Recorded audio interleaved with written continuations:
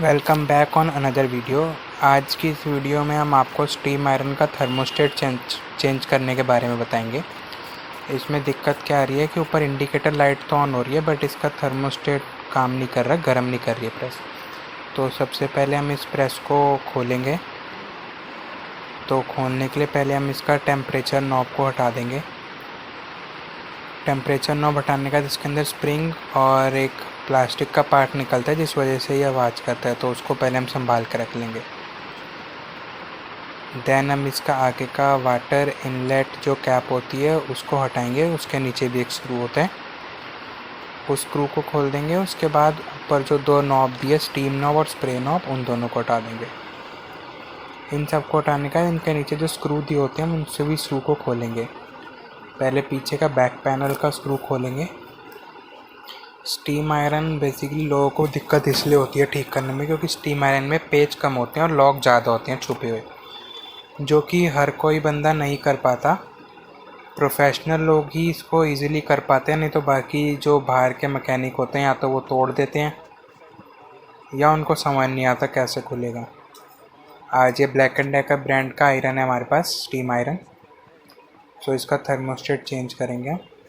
उससे पहले अगर आप इस चैनल पे नए आए हैं या इस वीडियो को पहली बार देख रहे हैं तो चैनल को लाइक करें, सब्सक्राइब करें और शेयर करें। सो इसके सभी स्क्रूज़ हम खोल देंगे ऊपर के। ये जो हैंडल पे 3 स्क्रूज़ दिए हुए हैं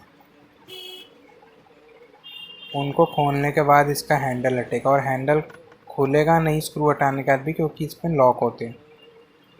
वो लॉक हटेंगे तभी ये हैंडल खुलेगा।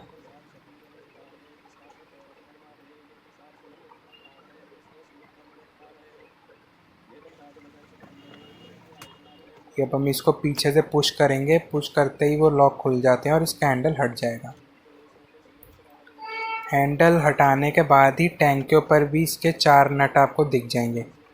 2 फ्रंट साइड में होंगे और 2 इसके बैक साइड में होंगे। ये जब तक हैंडल नहीं हटेगा आपको इसके 4 स्क्रू नहीं दिखेंगे ये वाले। इन चारों को खोल देंगे तो हमारा जो टैंक है इसका वाटर टैंक, वो बॉडी से अलग हो जाएगा। टैंक को हम अलग रख देंगे तो नीचे इसकी प्लेट आ जाएगी। इसके अंदर स्टीम का पाइप लगा होता है तो थोड़ा ध्यान से निकालना पड़ता है कि पाइप कटे या फट ना जाए वो खींचने के वजह से। अब ये इसकी इंसुलेशन हस्क है जो टैंक और सोल प्लेट के बीच में एक गैप मेंटेन रखती है जिससे टैंक कभी जले ना उसका। तो इंसुलेशन हस्क को खोल देंगे हम पहले। ये 3 स्क्रू पे ही होती है, इन तीनों को खोल देंगे। खोलने के बाद हमें दिखेगा इसके नीचे थर्मोस्टेट लगा हुआ।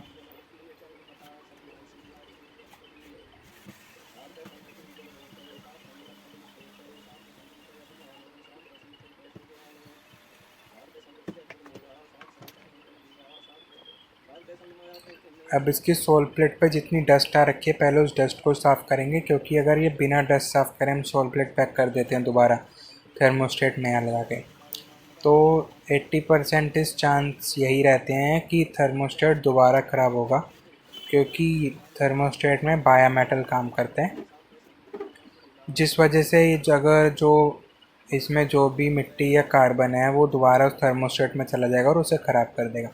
अब आप ये थर्मोस्टेट देखेंगे तो इसमें बायो मेटल इस टाइम काम नहीं कर रहा सही से, वो एक ही जगह पेस्ट हो रखा है। अब ये नया थर्मोस्टेट है जिसका बायो मेटल प्रॉपरली काम कर रहा है।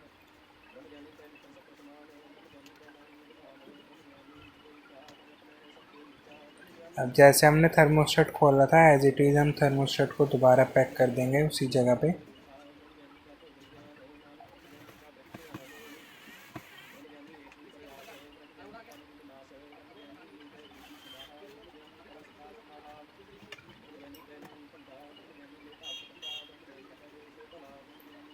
ये थर्मोस्टेट के ऊपर एक सेफ्टी रबड़ लगी होती है। ये रबड़ इस वजह से लगाती है कंपनी ताकि हम कभी भी टैंक में जब पानी भरेंगे तो इस रबड़ के थ्रू वो पानी डायरेक्ट सोल प्लेट पे नहीं जा पाएगा।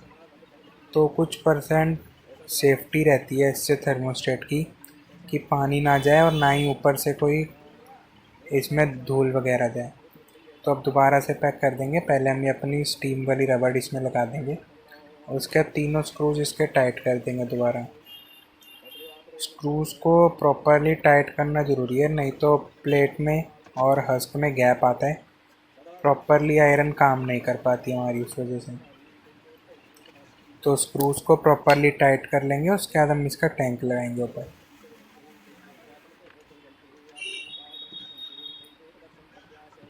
अब वही पाइप जो हमने स्टीम पाइप उस टाइम निकाला था, अब उसको दोबारा से लगाना पड़ेगा। सो थोड़ा केयरफुली लगाएं, क्योंकि पाइप सही से नहीं लगता तो लीकेज रहती है आयरन में। पाइप लगाने के बाद इसके हम सभी स्क्रूज टाइट कर देंगे। 4 स्क्रू जो टैंक के खोले थे वो वाले।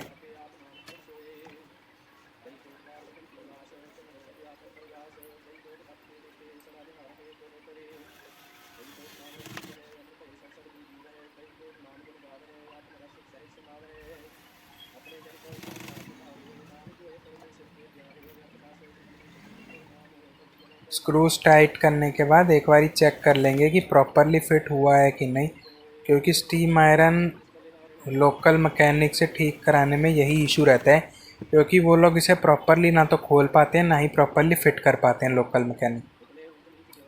हम ज़्यादातर सामान जैसा निकाला होता है वैसा ही लगाने की कोशिश करते हैं। अगर कई बार होता है कि बाहर से चेक करा लेते हैं बंदे, मिसिंग हो जाता है, कोशिश करते हैं हम अपने यहाँ से लगाने की उस सामान को। अब जैसे ये रबड़ थी टैंक के ऊपर की, छोटी सी रबड़ का कुछ खास काम नहीं होता, बट इसकी सेफ्टी इतनी देता है ये आयरन में कि कभी भी पानी किसी भी दूसरी जगह नहीं जाने देता है। पानी उस होल में ही जाने देता है और जो साइड का पानी होता है वो बाहर निकाल देती है रबड़। दोबारा से इसके सभी स्क्रूज को हम टाइट कर देंगे। हैंडल के वही 3 स्क्रूज जो खोले थे उसको दोबारा टाइट करेंगे हम।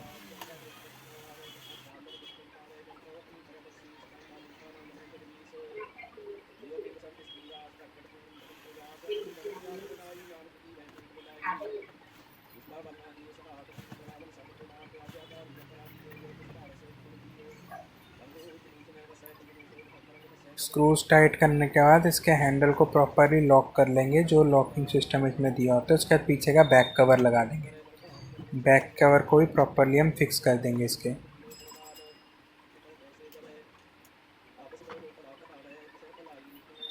फिक्स करने के बाद जो इसका टेम्परेचर नॉब होती है, टेम्परेचर नॉब लगाएंगे, स्प्रिंग लगाएंगे।